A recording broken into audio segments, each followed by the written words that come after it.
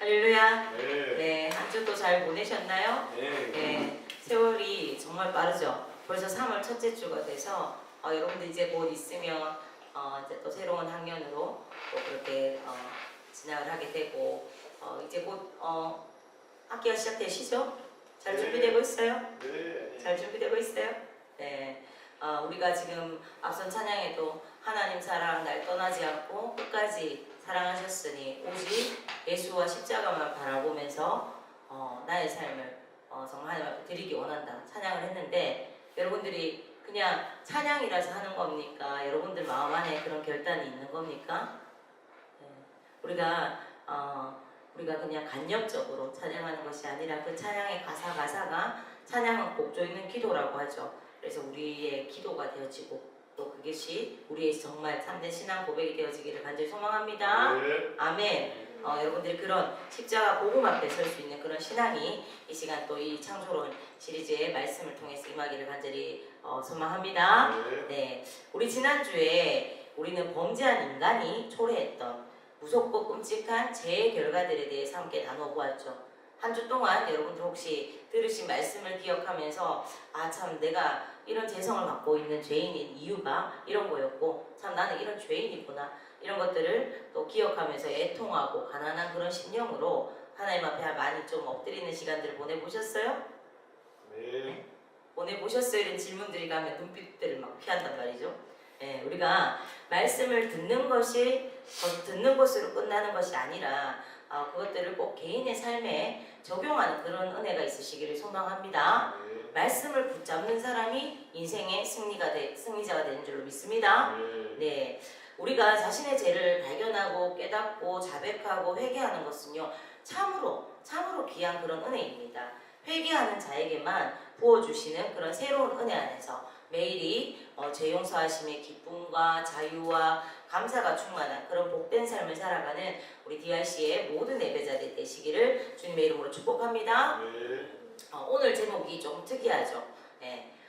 공의는 판결을, 사랑은 복음을, 그리고 새롭게 이렇게 정해보았습니다. 이 제목 속에는요 하나님의 성품과 본문의 그 핵심 주제들이 다 담겨 있어요. 네. 자, 그러니까 이제 이 본격적으로 우리가 말씀으로 한번 들어가 볼까요? 오늘 본문은요 자신들의 자리를 이탈하고 범죄함으로써 무서운 죄의 결과를 초래했던 아담과 하와 그리고 뱀에게 하나님께서 그분의 공의로우심에 입각해서 각각의 죄에 대한 판결을 내려주시는 그런 장면, 또한 무한한 사랑에서 비롯된 복음의 선포, 또 크신 긍휼과 자비로 베풀어 주신 새로운 기회에 대한 그런 이야기가 담겨 있습니다. 이 모든 것들이 우리 삶에 적용될 수 있죠. 우리 언제든지 죄 지을 수 있고 또 하나님의 어미하신 그런 또 판결을 우리가 받는 자리에 설 수도 있고, 또한 하나님 그럼에도 불구하고 복음의 은혜 안에서 또 그렇게 우리가 회복되고 회개하고 또 하나님의 자비로우심 안에서 새롭게 시작할 수 있는 이 모든 것도 우리 삶에 동일하게 일어나는 그런 패턴인 줄 압니다. 그래서 우리 시간에 또 귀를 기울여서 한번 살펴볼 때 내 삶에 어떤 모습에 적용할 수 있는지를 생각해 보시면서 들으면 좋겠어요. 네. 먼저 하나님께서 각각에게 내리신 판결의 부분부터 우리가 간략하게 살펴보기를 원합니다. 첫째, 뱀에 대한 판결입니다. 하나님께서는요 범죄한 그 인간에게는 먼저 찾아오셨죠. 그리고 질문하시고 대화를 하셨습니다. 그런데 뱀에게는 그러한 과정 자체를 아예 생략을 하시고 죄에 대한 그 판결도 제일 먼저 언도를 하십니다. 찾아오셨을 때는 아담, 하와 이렇게 순으로 왜 그랬니? 이렇게 묻고 이렇게 가셨잖아요. 근데 뱀에게는 그런 것도 없고 또 판결을 내리실 때는 역으로 뱀에게부터 먼저 내리신 거예요. 뱀에게는요 악한 도구로 역할한 것에 대한 무서운 형벌만이 주어졌던 겁니다. 뱀을 향한 이 심판은 두 가지로 이루어졌습니다. 하나는요 뱀이 온갖 짐승들과 들짐승들 가운데서 저주를 받아서 죽을 때까지 계속해서 배로 다녀야 할 뿐만 아니라 또 평생토록 흙을 먹으면서 살아야 한다는 것입니다. 그 모습이 지금의 우리가 알고 보는 뱀의 모습이지 않습니까? 기어다니잖아요. 이것은요 강교한 뱀이 벌을 받아서 가장 비천한 자리까지 낮추어진다는 것을 의미를 합니다. 다른 하나는요 뱀이 여자와 원수가 되고 뱀의 후손은 여자의 그 후손과 원수가 돼서 여자의 후손은 뱀의 머리를 상하게 하고 뱀의 후손은 여자 후손의 발꿈치를 상하게 한다. 이렇게 선포를 하십니다. 이를요 소위 원시복음이라고 합니다. 이 부분은요 우리가 뒤에서 좀 더 심도 있게 다루도록 하겠습니다. 둘째, 여자에 대한 판결입니다. 하나님은요 바로 이어서 여자에게도 벌을 내리셨어요. 본문 16절에 또 여자에게 이르시되 내가 내게 임신하는 고통을 크게 더하리니 내가 수고하고 자식을 낳을 것이며 너는 남편을 원하고 남편은 너를 다스릴 것이니라 하고, 하나님께서는 처음 인간을 지으시고 생육하고 번성하고 땅에 충만하라 이렇게 축복을 하셨고요. 그 축복은 임신과 출산이라는 과정을 통해서 새 생명을 얻는 행복과 기쁨으로만 이루어져야 하는 그런 일들이었는데 죄로 인해서 고통이 수반되어 버리게 되었던 것입니다. 얼마 전에 우리 사모님도 출산하셔서 예쁜 우리 우빈이를 출산하셨는데, 여성들이 원래는 출산 때 극심한 공포와 어떤 고통을 느끼게 되잖아요. 근데 이것이 뭐냐면 죄의 결과라는 거예요. 예. 원래는 이렇게 고통을 느끼지 않아도 출산하는 것들은 정말 기쁨으로만 될 수 있는 일이었는데 죄에 대한 결과로 그렇게 되었다는 겁니다. 또한 최고의 파트너로서 동등한 위치에서 남편과 아내가 서로 존중하면서 사랑과 화목을 이루고 그 관계 속에서 행복을 이렇게 누려야 했던 남편과의 관계도 어떻게 해요? 어그러져 버리고 말았어요. 이렇듯이 죄는 우리에게 참 기쁨과 행복을 앗아가 버리는 것입니다. 셋째로 남자에 대한 판결입니다. 남자에게 주어지는 하나님의 벌은요 땅에 대한 저주와 남자에 대한 처벌로 이루어졌습니다. 본문 17절에 아담에게 이르시되 내가 내 아내의 말을 듣고 내가 내게 먹지 말라 말라한 나무의 열매를 먹었은즉 땅은 너로 말미암아 저주를 받고 너는 내 평생에 수고하여야 그 소산을 먹으리라. 땅이 인간의 범죄 때문에 저주를 받아서 그때부터 가시덤불과 엉겅퀴가 무성한 곳으로 변해버렸습니다. 더군다나 풍성한 열매를 베풀던 땅이요 인간의 수고와 노동이 가해져야만 비로소 식물을 내는 곳으로 전락하고 말았습니다. 인간의 범죄는요 자연에게까지 그 영향을 미쳐버린 겁니다.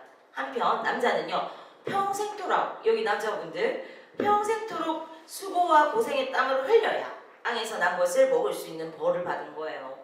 범죄하기 전에는요 아무런 조건 없이 땅을 일구고 동산을 지키는 일에 종사할 수가 있었습니다. 하지만 이제는 상황이 완전히 바뀌어버린 거예요.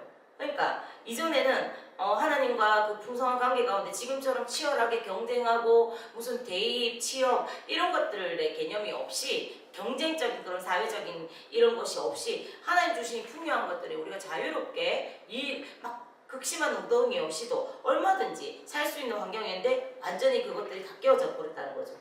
하나님께서 맡겨주신 만물을 가꾸고 지켜야 할 신성한 그런 노동이 스스로가 살아남기 위해서 치열하게 싸워야 하는 세속적인 노동으로 바뀌어버린 것입니다.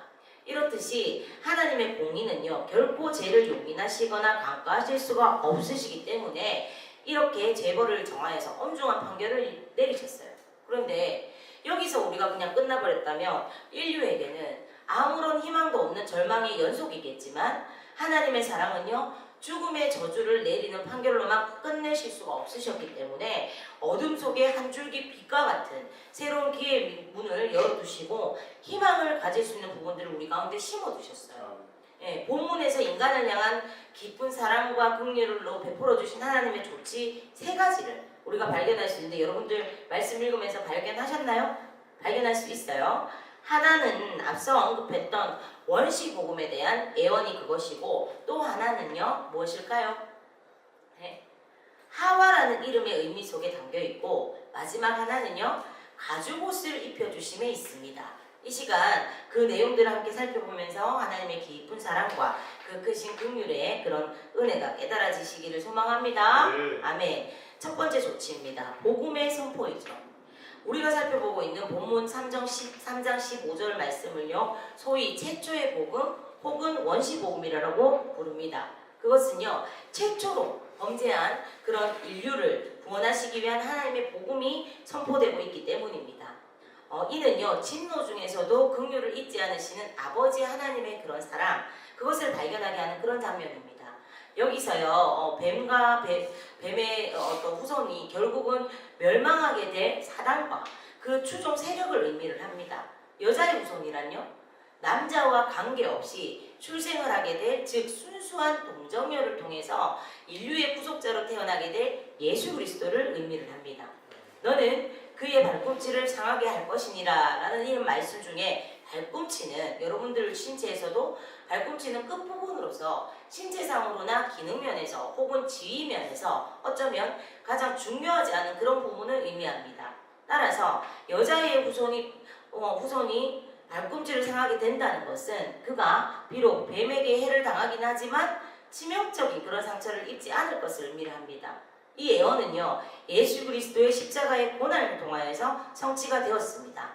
뿐만 아니라 이 예언은 인류의 역사를 통해서 뱀과 그의 추종자들은 끊임없이 여자의 후손과 그의 추종자들을 괴롭힐 것도 의미하는 것이죠.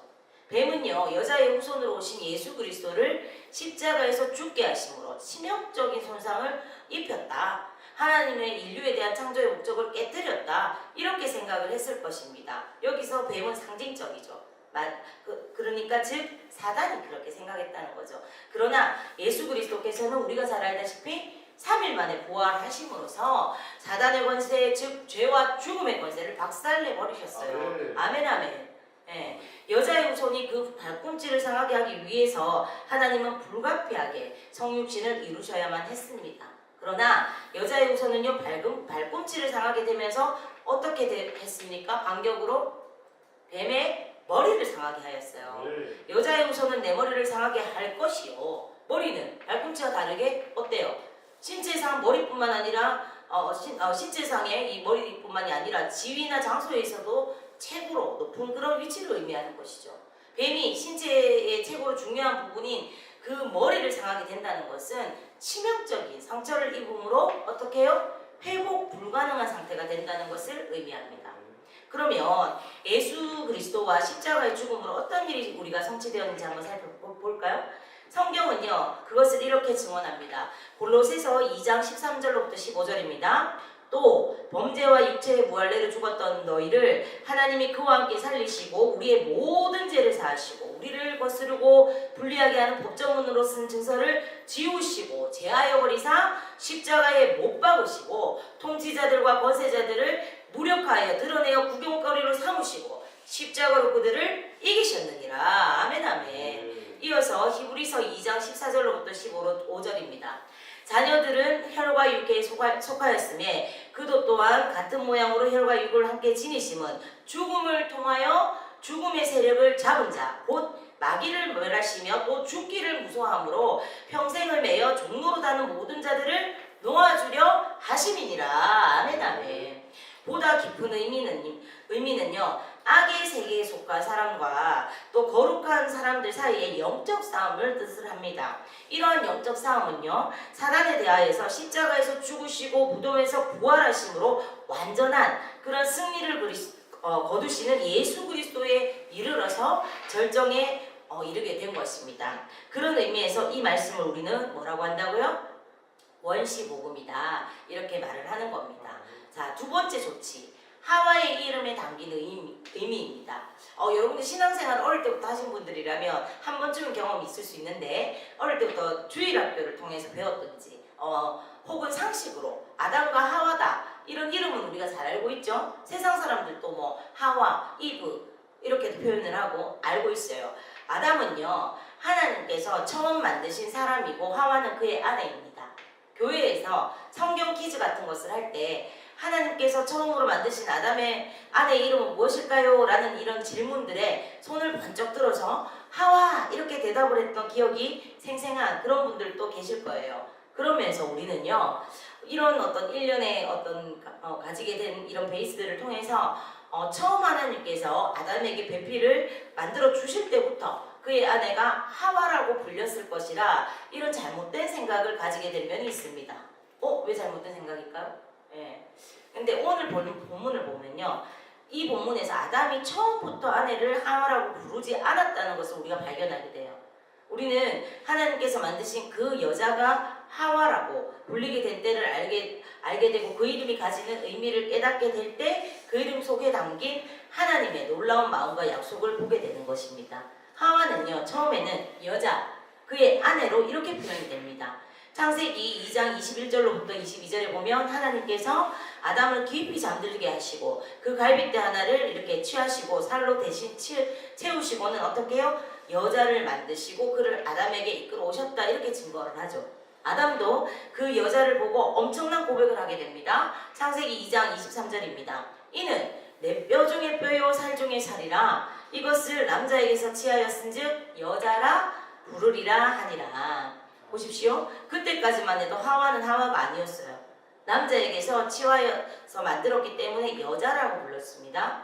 창세기 3장에 들어서서도 계속해서 여자로 등장을 합니다. 뱀이 여자에게 물어 이르되 여자가 뱀에게 말하되 여자가 그 나무를 본즉 여자가 그 열매를 따먹고 자기와 함께 있는 남편에게도 주매 아담과 그의 아내가 하나님이 주셔서 나와 함께 있게 하신 여자 그가 하나님이 여자에게 이르시되, 이런 식으로 말이죠. 그런데 모든 죄의 판결 이후에 본문 20절에서 아담이 이렇게 말합니다. 아담이 그의 아내의 이름을 하와라고 불렀으니 그는 모든 산자의 어머니가 됨이더라.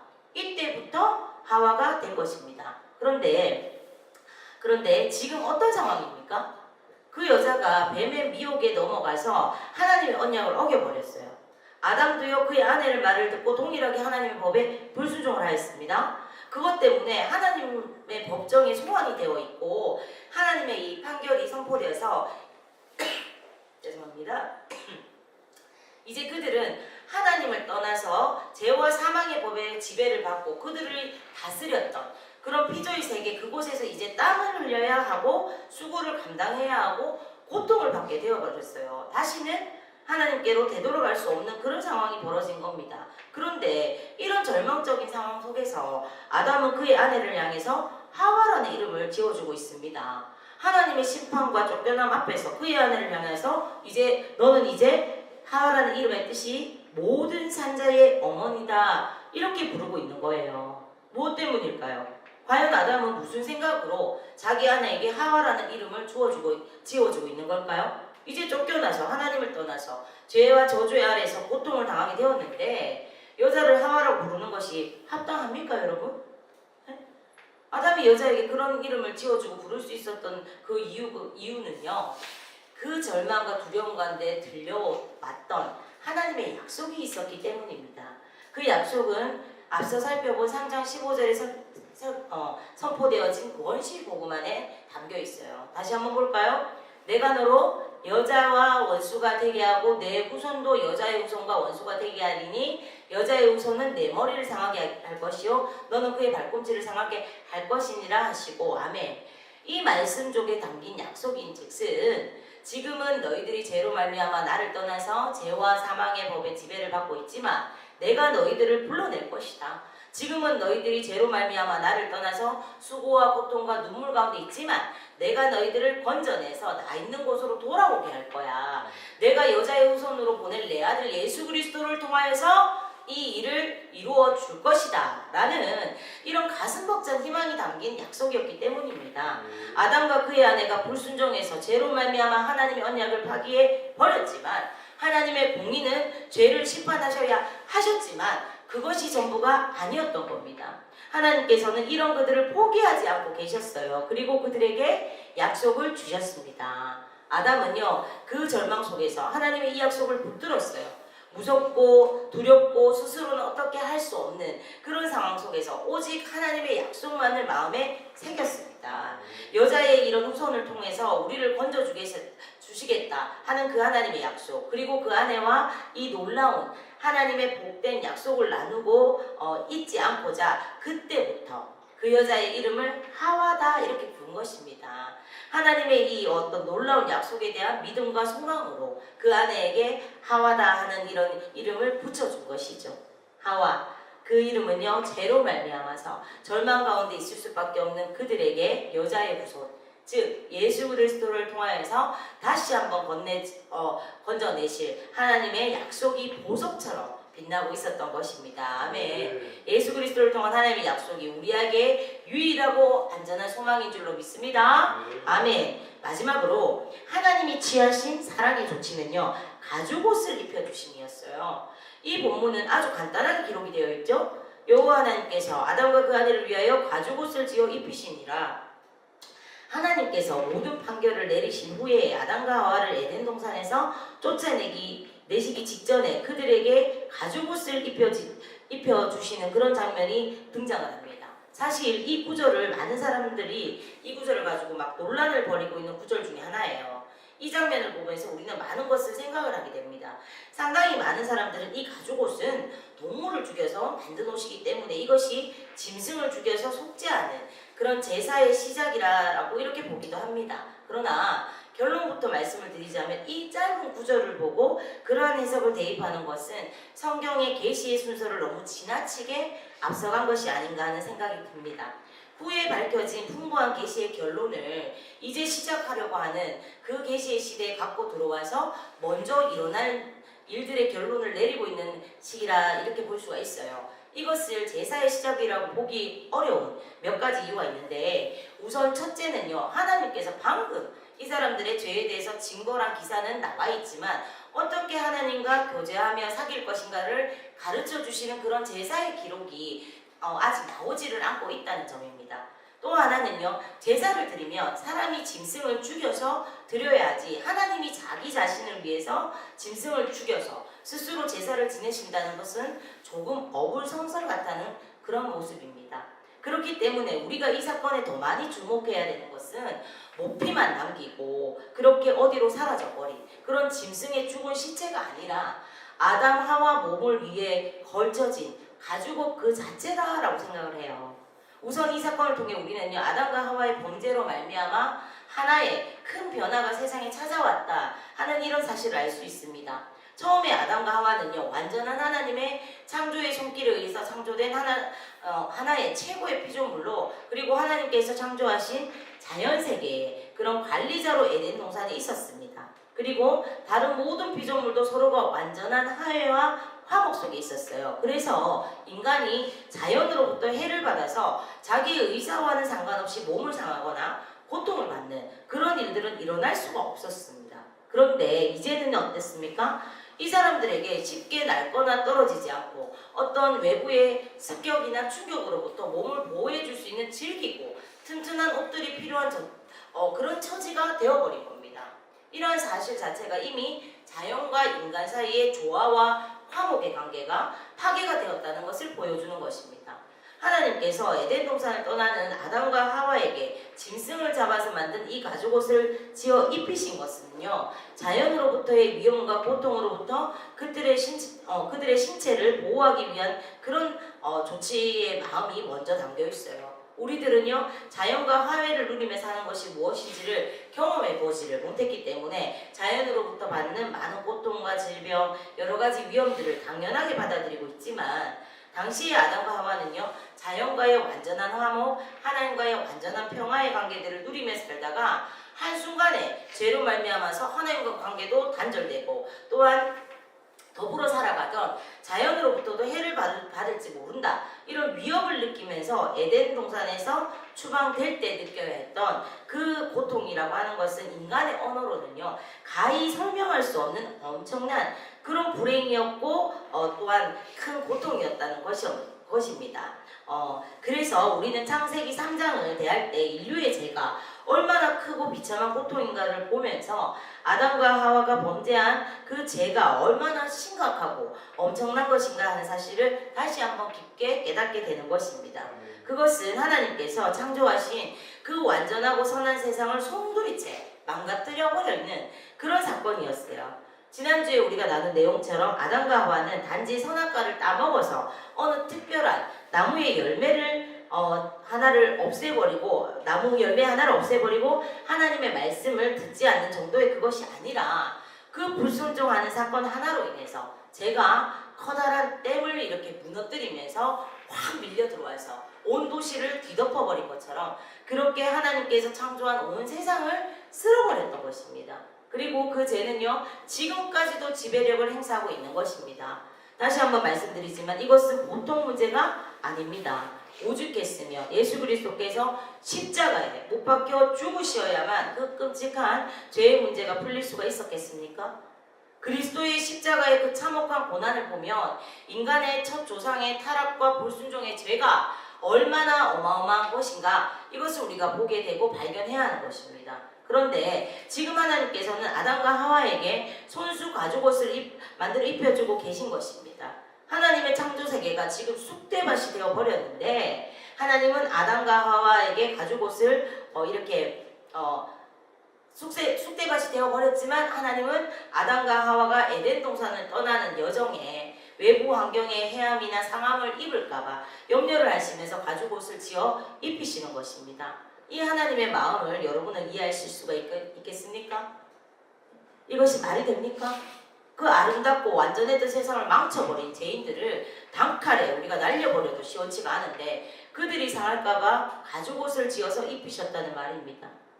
하나님의 공의의 성품은 자신의 창조세계를 짓밟아놓은 그 인간들을 향해서 불같이 타오르셨습니다. 그러나 우리는 또 한편에서 하나님의 공의의 성품에 의해서 추방당하는 인간들을 향한 그 눈물겨운 사랑의 성품과 그들을 향한 배려를, 그래서 이렇게 가죽옷을 지어 입히시는 하나님의 모습을 이렇게 보게 되는 것입니다. 아담과 하와는 불순종함으로 에덴 동산과는 작별하고 하나님과의 그 아름다운 임재의 세계에서 누리던 삶은 종식시켜졌지만 그들을 향한 하나님 아버지의 크고 놀라운 사랑은요, 앞으로 받을 고난의 인생길까지도 준비해 주시고 새로이 시작하게 하시니까 얼마나 놀랍지 않습니까? 여러분들의 삶에도 동일하게 일하시는 하나님이신 줄 믿습니다. 4장으로 넘어가면 아벨이 하나님 앞에서 제사를 지내는 장면이 나옵니다. 아벨이 누구죠? 몰라요? 아담과 하와의 아들이잖아요. 그 형은 누굽니까? 가인이죠. 그는 어디서 제사를 배웠을까요? 네? 우리가 잘 아는 종교개혁자 존 칼빈은요, 이것을 이렇게 설명을 합니다. 아담은 비록 불순종으로 말미암아 하나님의 창조세계를 유린했지만 인류를 구원하시고자 하시는 하나님의 은총은 그를 향해 계속됐다는 것입니다. 어떤 죄의 형벌을 받으면서 한편으로는 죄의 지배 속에서 죄와 더불어 싸워야 하는 비참한 상황이 있음에도 불구하고 말입니다. 그래서 죄 가운데서 하나님과의 교제를 잃어버린 아담에게 죄가 들어온 이 세상에서 어떻게 거룩하신 하나님을 만날 수 있는가를 알려주는 것이 바로 제사였다는 것입니다. 그래서 존 칼빈은요, 우리들이 천국에 가면 아담을 만날 수 있을 거다, 이렇게 확신을 합니다. 왜냐하면 그는 범죄한 어떤 원령이긴 하지만 즉각적으로 하나님이 그에게 구원의 계시를 주시고 또한 뼈저린 자신의 실패 속에서 주님과 교제하면서 살아갔을 것이다 라고 이해를 했기 때문입니다. 그런 아버지로부터 아벨은 죄가 가득한 이 세상에서 죄인인 인간이 어떻게 거룩한 하나님과 만날 수 있는가 하는 방법을 배워왔을 것이다 하는 겁니다. 개인적으로 그 내용을 접하면서 그의 통찰에 깊이 공감하고 깊은 감동을 받았어요. 여러분, 지금 우리는 아담과는 다릅니다. 왜냐하면 예수 그리스도께서 이미 오셨기 때문입니다. 아멘. 그리고 예수 그리스도 앞에서 우리에게 은혜로 주어진 그 십자가의 보혈의 공로로 믿음으로 말미암아 우리의 모든 죄가 사하여졌고 그의 피로 화해를 이룬 사람들이 되었기 때문에 우리는 이제 당시 아담에게 미쳤던 그런 은총과는 비교도 안 되는 그런 큰 은총과 사제의 약속 가운데 있는 줄 믿습니다. 네. 그러므로 아담이 하나님의 창조의 세계를 완전히 유린하고 하나님 앞에 제사함을 입지 못한 그런 상태에서 추방당하면서도 하나님 아버지께로부터 이런 긍휼을 입었다라고 이렇게 할 것 같으며 그리스도 예수의 보혈로 말미암아서 속죄함을 입은 우리들은 어떠하겠습니까?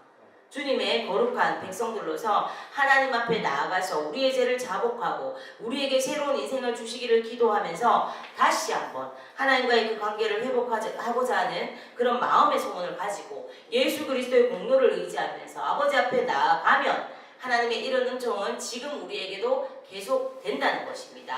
아멘. 말씀을 마무리하면서 저는 오늘 여러분들에게 권면하고 싶습니다.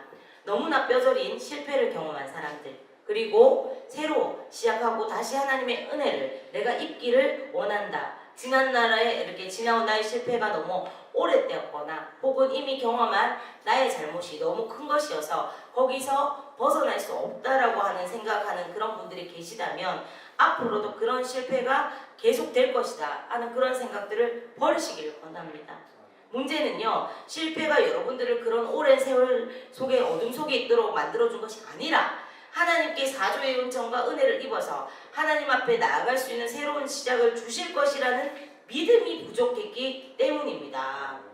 물론 경우에 따라서는 지난날의 그런 과오와 잘못에 대해 마땅한 대가 지불을 우리가 치러야 하는 경우도 있을 것입니다. 하나님이 용서해 주시고 은혜를 베푸시는 것과 함께 고통스러운 그런 상황을 조금씩 가실 수도 있지만 새롭게 시작하게 하시는 그 시점에서도 이전에 자기가 잘못했던 그런 어떤 상황들에 대해서 대가 지불을 또 인생의 멍해로 짊어질 수 있다. 그렇게 우리가 생각할 수도 있어요. 그러나 일단 내가 하나님께로 돌아가서 다시 새롭게 시작하리라고 하리라 하고 이전에 주님의 마음을 아프게 해드린 실패를 거울 삼아서 이제 앞으로는 주님께 영광을 돌리고 주님을 기쁘시게 하는 그런 삶을 내가 살리라 이렇게 결단을 하면 하나님께서는 그 멍해들조차도 벗겨주십니다. 아멘. 우리의 폐역을 고치고 새롭게 되어가는 과정을 통해서 우리를 회복시켜 주시기 때문입니다. 그러므로 이제 다시 새롭게 시작하고자 하는 사람들은 이제껏 자신의 그 인생을 고통스럽게 만들었던 과거의 실패나 과거의 문제 그리고 과거에 자신을 얽어맸던 숙명적인 패배를 주목해서는 안 됩니다.